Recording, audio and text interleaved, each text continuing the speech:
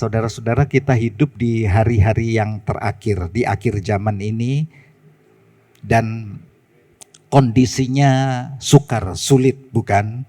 Ya, kita juga menyadari penting, perlu sekali, dan semakin meningkat untuk kita aktif di dalam persekutuan yang akrab dengan Tuhan. Ya, hidup dalam pujian, mesbah, firman, yang aktif seperti cinta mula-mula saudara. Supaya punya pola pikir Allah, punya karakter ilahi begitu, punya emosi ilahi untuk menghadapi tantangan tekanan-tekanan kehidupan. Supaya bertahan. Ya istilahnya punya divine multiple intelligency. Jadi punya pola pikir Allah, divine intelektual inteligensi, punya emosi ilahi, divine emotional intelligency begitu saudara.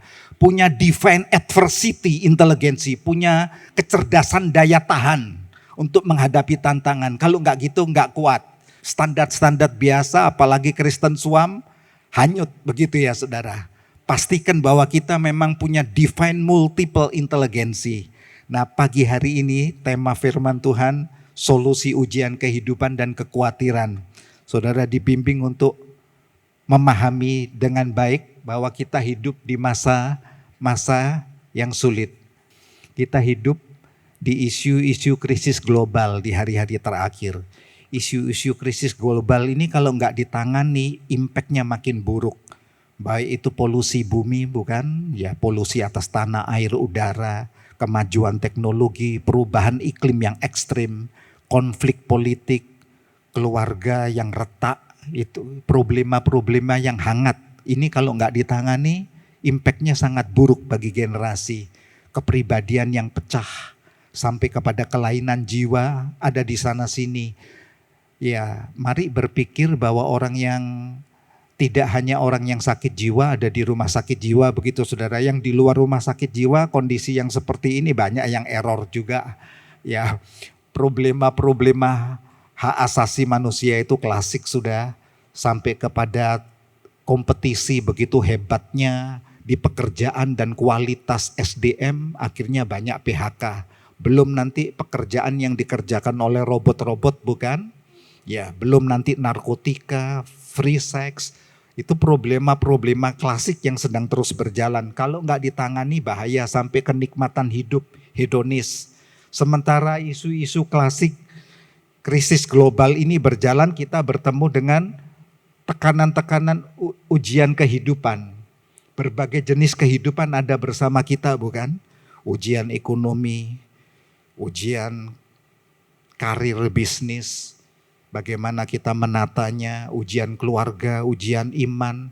Ada yang berkata, wah ini kok saya kena semua Pak di musim pandemi ini. Begitu sudah diboyong semua ujiannya. Dia ekonomi kena, ya karir kena, keluarga juga pusing-pusing, iman juga goyang ini Pak ya. Kepribadian saya juga sedang acak nih, karakter juga sedang gak tentu mau utara selatannya ini Pak. Wah bagaimana ini? Sementara mulai iklim ekstrim di sana sini. Ya kesehatan saya juga terganggu, lingkungan sosial yang tidak bersahabat makin keras saja. Belum ujian tekanan magis, intimidasi dari roh kegelapan gitu. Dan kita sadar kita harus memenangkan hal ini. Mari kita teliti dulu sebenarnya tujuan ujian kehidupan itu apa. Supaya kita tahu arah hidup kita itu tidak sia-sia, kita punya kepastian. Yang pertama kita paham karakteristik ujian tersebut. Paham sifat-sifat ujian kita bisa mengklasifikasi, punya nalar yang sehat. Oh saya sedang mengalami ujian ekonomi. Komprehensifnya gimana? Ini bahasa edukatif begitu ya, bahasa akademik. Bagaimana saya menata pola pikir terhadap keuangan. Karena ini aja ujian ekonomi bagi perusahaan, bagi ekonomi keluarga. Bagaimana saya menata emosi saya terhadap keuangan. Bagaimana saya tahu prioritas-prioritas kehendak ya memilah dengan bijak supaya dinyatakan ya saya lulus komprehensif ini kan begitu saudara. Lalu ujian terapan kehidupan. Iman saudara sejauh mana dampak impactnya. Sampai ujian kelayakan standar hidup. Ya di kondisi gini bagaimana saya meningkatkan kualitas hidup saya, potensi saya. kepribadian saya, ya, supaya harta termahal, keberhargaan, spesialisasi, hidupku ini potensi sampai karunia Allah di dalamku, itu begitu ya yang menjadi identitas diriku. Jadi kita tidak memakai identitas yang semu. Sebagaimana kita ada, itulah kualitas. Itu yang ditunggu saudara. Itu yang dinamakan ujian integritas sampai kepada mutu kehidupan. Wow, jadi saudara bisa kilas balik. Sebelum pandemi sampai masa pandemi, nanti sesudah pandemi saudara kilas balik. Wow, ternyata kualitas kehidupanku meningkat. Kita ujilah dirimu sendiri kata Alkitab. Ujilah imanmu adalah engkau berdiri tegak di kondisi begini. Berikutnya tujuan yang kedua, hidup dalam anugerah pemurnian. Jadi arah tujuan hidup kita ini jelas. Ujian-ujian berjalan, berbagai ujian itu ternyata arahnya untuk pemurnian kehidupan, keserupaan Kristus. Kodrat manusiawi makin dikikis, saudara menuju kodrat ilahi. Ya, kedewasaan peta serupa gambar Allah. Filipi 1 ayat 29, kepadamu dikaruniakan bukan saja untuk percaya kepada Kristus, melainkan juga untuk menderita bagi Dia. Hiduplah dalam persekutuan penderitaannya, di mana kita menjadi serupa dengan Dia dalam kematiannya dan kebangkitannya. Jadi ini anugerah untuk pemurnian hidup kita. 1 menit untuk kesaksian. Pernah mengenal nama Jim Yost, seorang misionari Amerika yang terpanggil di suku Sawi, ujung Merauke di Papua. Sama sekali kondisinya begitu berat begitu saudara. 1 bulan dia tiba di Merauke, sudah kenalan sama nyamuk malaria. Menurut Angkatan Laut Amerika, malaria Papua itu malaria yang ganas. Di banyak negara masih kalah ganas dengan malaria Papua. Ya. Di Kalimantan kami pernah masuk pedalaman, tapi masih kalah ganas dengan malarianya Papua. Ya, itu bisa bikin kejang orang malaria itu. Ya, bisa sampai muntah-muntah begitu, bisa tumbang. Ya, jadi kalau pelayanan ke pedalaman, tahu orang kejang itu bukan kesurupan, bisa malaria. Jadi jangan ditengking-tengking. Dalam nama Yesus, setan keluar. Nggak taunya malaria, saudara. Sebab di Kalimantan pernah terjadi gitu, ditengking tuh saya lihat-lihat begini, permisi Pak, ini bukan kesurupan karena enggak ada kata-kata hujatan, ini malaria ini. Iya, ini malaria, kejangnya malaria. Diobati aja. Ya, jadi kalau kami bawa ransel itu isinya obat-obatan, pilkina yang pahit-pahit itu saudara kami bawa masuk ke pedalaman. Ya. Nah, Jim Yost berkata, 1 bulan kenalan malaria dibawa keluar untuk diobati. Orang sudah bilang, ini gak balik orang ini, pasti ngeper ini. Taunya balik lagi. Bulan berikutnya kena lagi dia, sebab itu malaria kumat-kumatan. Aktif begitu, bisa kena lagi, kejang. Memang begitu, Kalimantan juga begitu, Papua lebih keras, saudara. Lalu bulan berikutnya kena, bulan demi bulan itu bergumul, bukan 1, 2, sampai 3 tahun. Akhirnya suku Sawi itu berkata begini, orang ini kena kok gak mati-mati ya. Kok balik terus? Berarti dia itu punya misi. Ada pesan yang penting buat kita. Ada apa pasti dia kembali enak-enak di Amerika. Bahasa Jim Yost itu simpel begini. Di tengah ketidakberdayaan saya memeriksa diri, apa ini panggilan Tuhan untuk Papua. Kok keberadaannya seperti ini? Bagaimana aku bersaksi? Fisikku hancur, lemah. Ya, berbulan-bulan sampai menahun keluar masuk hutan, ya. Malaria lagi, dilarikan lagi keluar dari Merauke, balik lagi malaria lagi, dilarikan lagi sampai 3 tahun. Apa ini panggilan Tuhan? Ternyata Allah bicara, Jim Yost, aku mau memakai penderitaan sakitmu menjadi kesaksian. Bah. Kan pola pikir kita yang umum kan, berkat limpah menjadi kesaksian. Tetapi Allah bisa ngimprove saudara, di tengah penderitaan dan ketidakberdayaan kita, tapi Kristus ada di sana tetap bisa berpancar sinar kemuliaan Tuhan. Jadi orang suku Sawi lihat, loh seperti ini. Sekarang saudara lihat tuayannya setelah 40 tahun Jim Yost di Papua, 80% suku Sawi mempercayai Yesus. Keren, terjadi mujizat-mujizat. Bisa begitu saudara. Mari kita lanjut. Jadi ada pemurnian. di tengah ketidakberdayaan dan sakitmu pun itu bisa menjadi kesaksian. Pendoa KKR-nya di Elmodi yang begitu hebat, Marian Etland, seorang wanita invalid, tidak mengalami mujizat, di tempat pembaringan lumpuh, tetapi doanya menyentuh sorga dan membuat tangan Allah turun, bikin gebrakan KKR di Elmodi, ribuan orang bertobat. Allah bisa bekerja dengan berbagai cara, mari jangan batasi. Pujian tadi itu semua syairnya menjadi jawaban itu maksud saya saudara. Saudara dibuat tercengang ya betapa indahnya. Yang ketiga, membentuk pribadi berintegritas ilahi. Integritas itu dari kata integer, ya Latinnya itu artinya bermolar, luhur. Jadi Allah punya settingan untuk pribadi saudara ke depan, itu pribadi yang tangguh, luhur, disiplin, punya konsistensi, aktif, berani, sabar, mandiri, bijak, berkarakter terpuji.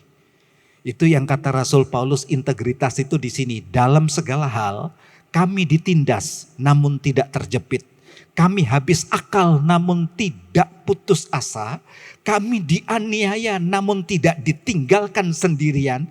Kami dihempaskan namun tidak binasa. Itu integritas itu saudara, keren itu.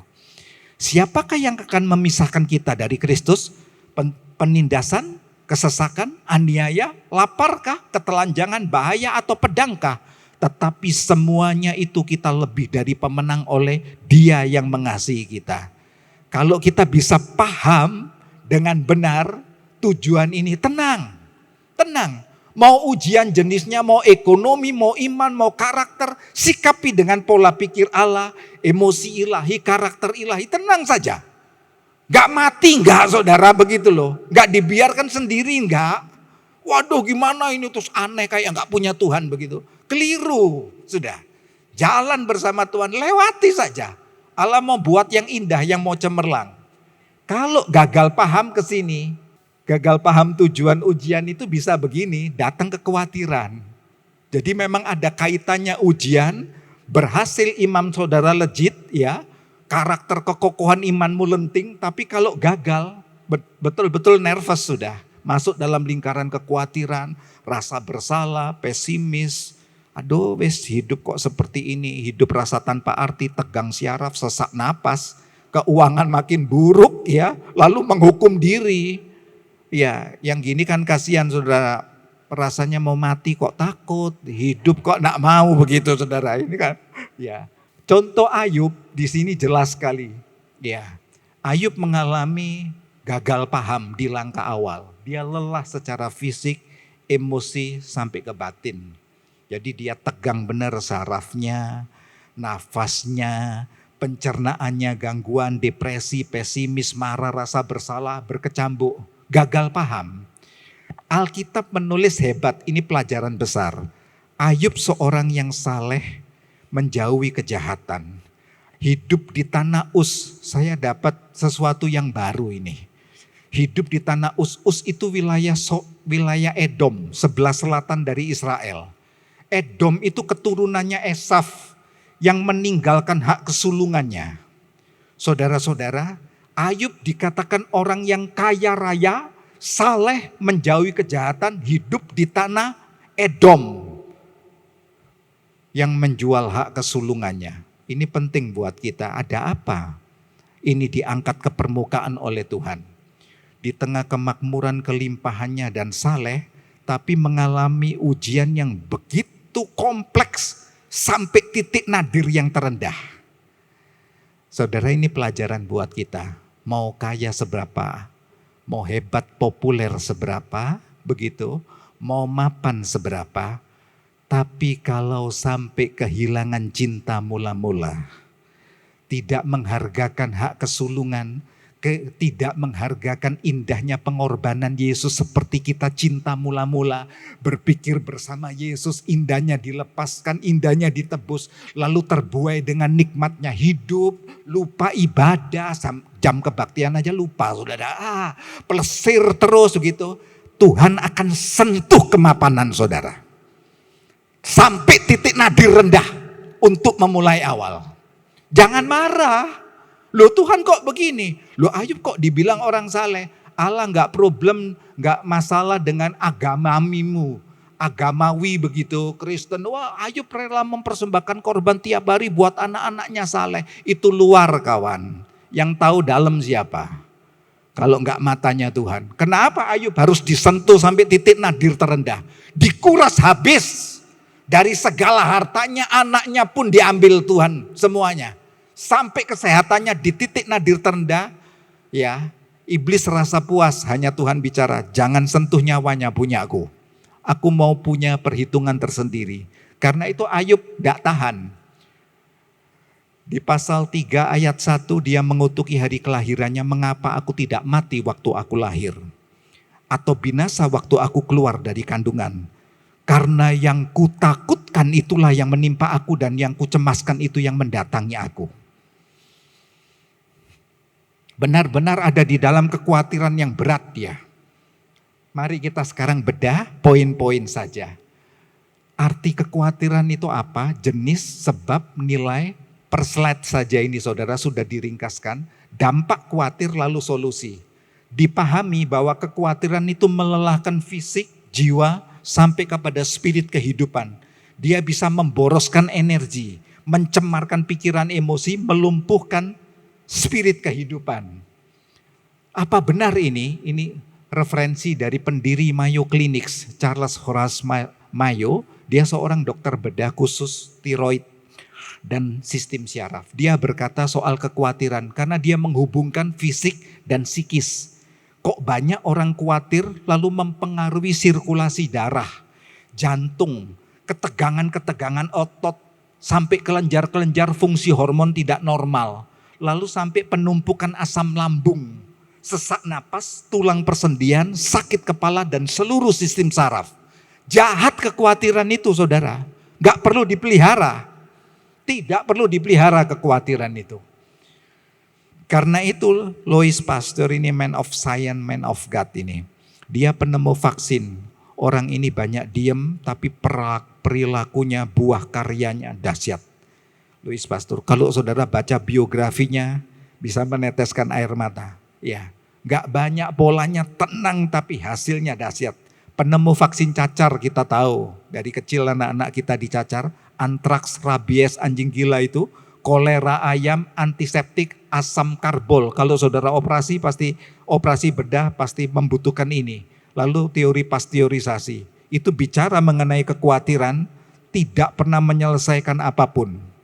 Ambil kehidupan yang nyata ya saudara. Kalau dari sisi psikologi, saudara yang masuk kuliah-kuliah psikologi, mau psikologi umum atau psikologi dari kacamata teologi akan ketemu buku favoritnya Daniel Goleman. Ini bukunya diterjemahkan ke dalam 40 bahasa. Itu bukunya saudara. Ya, saya juga suka sekali membaca buku-buku Daniel Goleman. Dia bicara mengenai kekhawatiran demikian. Jika Anda percaya bahwa khawatir dalam waktu yang cukup lama dapat mengubah masa lalu, masa kini dan masa depan, maka Anda berada di kutub planet yang berbeda. Ya ampun, ya ampun, artinya sadarilah kekhawatiran itu tidak bisa rubah apa-apa. Mau masa lalu, mau masa kini. Kalau masih meja bumi begitu, nggak ada cerita apa-apa kekhawatiran. Tidak ada buahnya apa-apa. Ya, kalau masih berpikir bahwa nanti kekhawatiran itu bisa mendatangkan perubahan. Oh, planet kita beda saudara. Ya maksudnya Taman Makam Mumbul itu saudara alamatnya lebih tepat. Dia akan mengundang kematian. Ya. Arti kekhawatiran dari bahasa Greka pakai kata merimno, meriso dan naos. Meriso itu terbagi-bagi, acak. Sesuai gambar itulah saudara, error. Ya, kekhawatiran adalah pikiran, emosi, kehendak yang tidak tenang. Acak, bercabang, terombang-ambing, tak tahu arah tujuan hidup. Itu kekhawatiran. Dari pola pikir yang seperti acak itu pengaruh turun kepada emosi sampai spirit. Karena itu kekhawatiran itu sampai akhirnya mempertanyakan keberadaan Tuhan. Tuhan, engkau ini ada enggak? Benar enggak? Ya. Jenis kekhawatiran, jadi masih belum rusak kawan. Ya. Jenis kekhawatiran khawatir keuangan, khawatir kesehatan, pekerjaan, keluarga, identitas, masa depan, masa tua juga bisa khawatir loh saudara. Permisi Pak, kalau mapan semua, loh siapa yang tahu jiwanya orang. Ada orang merasa sepi di tengah keramaian, benar enggak? Wah, di tengah-tengah plesir, taman bunga. Wah, iya asik begitu mau di Eropa dan lain-lain. Tapi tahu-tahu jiwanya merana, rasa kayak ngelihat bunga kertas semuanya itu. Bisa begitu saudara? Ya. Itu kekhawatiran bisa terjadi di masa tua, sekalipun mapan. Omong kosong kalau orang enggak khawatir mati itu omong kosong. Kalau mau tahu orang takut mati, jalan di ruang ICU yang jam 12 malam jam 1. Saudara lihat itu barisan-barisan orang teriak-teriak itu ya. Ya, sampai kalau ruang ICU begitu ya, atau sebelum masuk ruang ICU yang dipersiapkan masuk sana. Itu saya pernah jalani begitu, saya mau ngecek orang takut mati itu sejauh mana. Jadi jam 12, jam 1 malam saya masuk rumah sakit, izin sama satpam. Ya Pak mau besuk, memang juga mau besuk. Tapi saya periksa sebelum orang yang dipersiapkan masuk ruang ICU. Saya lihat ngeri saudara, betul-betul takut mati. Mau kaya, miskin, mau pejabat, mau rakyat jelata, bener takut mati saudara. Sebab kekhawatiran belum bisa memahami proses Allah, sekolah kehidupan ilahi, atau hidup dalam ingatan traumatis masa lalu. Ya, dibiarkan berlarut tenggelam dalam trauma-trauma masa lalu, atau hidup dalam kesuaman rohani. Spiritnya itu mati, tidak terkoneksi dengan spirit kehidupan, itu sebab kekhawatiran. Bicara nilai kekhawatiran, saudara kita punya karya, bicara value nih ya, punya kerja keras, prestasi, lalu nilai kan begitu, wow kan begitu, OA, OB, OC kan begitu saudara. Tapi bicara kekhawatiran gak punya nilai apa-apa. Keluarnya nilai negatif aja, negatif terhadap Tuhan, diri, sesama, keluarga, ya nilai kehidupan. Dampak kekhawatiran meragukan Tuhan. Dampaknya negatif terhadap Tuhan, lalu merusak fisik, emosi, harga diri, lumpuhkan potensi, kreativitas, matikan spirit. Buruk ya, buruk. Sekarang kita bicara solusi kekhawatiran. Ayub juga sampai dia mengalami masa pemulihan. Solusinya di mana? Persis kayak lagu-lagu tadi itu dah ya, syair ya.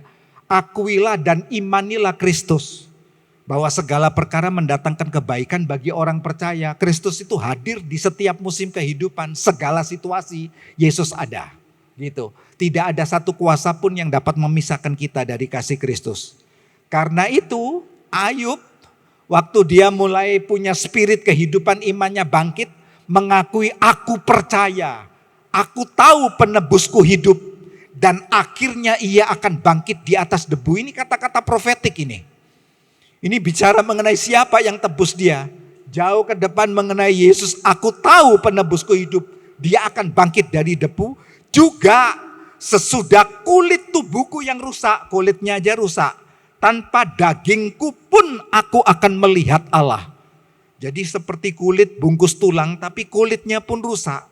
Kalau seperti itu pun keadaanku, aku memandang Tuhan. Wah. Ini pengakuan iman yang dahsyat ini saudara. Ya, pengakuan iman gereja mula-mula itu hanya satu kalimat sebenarnya. Awal mulanya aku percaya. Ya, aku percaya. Yesus itu Tuhan. Hanya dari kata orang saja aku mendengar tentang Engkau ya Tuhan. Tetapi sekarang mataku sendiri memandang Engkau. Allah perlu masukkan saudara kembali ke cinta mula-mula di sini nantinya. Di titik nadir terendah, jumpa kembali mengalami Tuhan. Kehadiran pribadi face to face dengan Tuhan. Itu yang Tuhan tunggu. Itu resep pemulihan. Resep pemulihan yang kedua, solusi kekhawatiran, iman yang konsisten. Setelah iman saudara bangkit mesti punya ketetapan. Teguhkan dan tetapkan hatimu. Teguhkan dan mantapkan imanmu sampai akhir tuaian itu. Banyak orang sudah tinggal 1-2 langkah akan menuai, surut imannya. Sayang, selesaikan tetap dan mantap, konsistensi. Bahwa tangan kemenangan Tuhan menuntun saudara, melimpahkan kekuatannya dan akan memulihkan tanah tandus menjadi taman yang subur berair. Itu Yesaya 41 dan Yesaya pasal 58 ayat 11. Saya pakai contoh, saya suka kesaksiannya Nick Vujicic. Itu kesaksian ini konsisten sebabnya. Tidak pasang surut. Saudara bisa datang ke toko buku Gramedia, buku-bukunya dia berseri banyak. Dan saya senang membaca kesaksiannya. Dia bicara Allahku tanpa batas, lahirnya sangat memprihatinkan. Kena tetramalalia tanpa tangan dan kaki. Tanpa anggota tangan dan kaki. Hanya sedikit seperti 2 jari di kaki kirinya. Itulah untuk menjepit pensil karena dia senang belajar. Bapaknya seorang programming dan rohaniwan loh saudara. Ibunya pembersih. Ibunya seorang perawat. Tapi lahir anaknya seperti itu. Mereka berdua komitmen tidak digugurkan. Kita rawat. Menurut pikiran kita ini kan aib. Ini memalukan. Tapi lihat dari sudut pandangnya Tuhan. Ini spesial design. Gak ada yang kebetulan. Gak enak dilihat karena yang lain utuh. Yang ini buntung. Tapi ini spesial desain. Dalam keterbatasan sekali lagi, Tuhan tetap mampu menjadikan kesaksian. Tidak semua ukuran manusia yang kita pakai normal standar itu sama dengan itu ukuran Allah begitu. Bahkan yang terburuk sekalipun itu Tuhan bisa pakai menjadi kesaksian. Ini yang mengagumkan. Jadi imannya iman sejati bukan iman aksesoris. Konsisten. Bukan iman pajangan tapi mantap terus menerus. Anda spesial, berharga. Tuhan menenun saudara step by step. Ya. Sadarilah kita ini bukan produksi massal ya saudara. Tiap kejadian saudara itu kejadianmu dahsyat dan ajaib. Anda bukan produksi massal. Anda hidup untuk misi ilahi. Jadi setiap kita memang didesain ada misi ilahi. Jadi spesial desain saja begitu. Gak perlu rasa frustasi kalau ada seni kelainan. Solusi yang ketiga kita temukan dahsyatnya. Hiduplah dalam spirit kebangkitan. Umur 21 tahun dia meraih gelar sarjana akuntansi saudara. Perencana keuangan. Papahnya dan mamahnya suka memotivasi. Siang dan malam. Akhirnya dia menjadi seorang motivator. Juga meraih gelar sarjana akuntansi. Ya, berpikirnya kreatif di tengah cacatnya loh. Lalu dia aspiratif. Kalau inspiratif itu menggugah semangat, memberikan spirit, dorongan semangat. Tapi aspiratif itu punya kekayaan. Berpikir dan berharap ke depan dan berkreasi ke depan itu aspiratif. Di tengah cacatnya orang ini aspiratif. Pikirannya itu ilahi begitu. Plap, plap, plap. Itu yang dibutuhkan saudara. Karena itu enggak mati.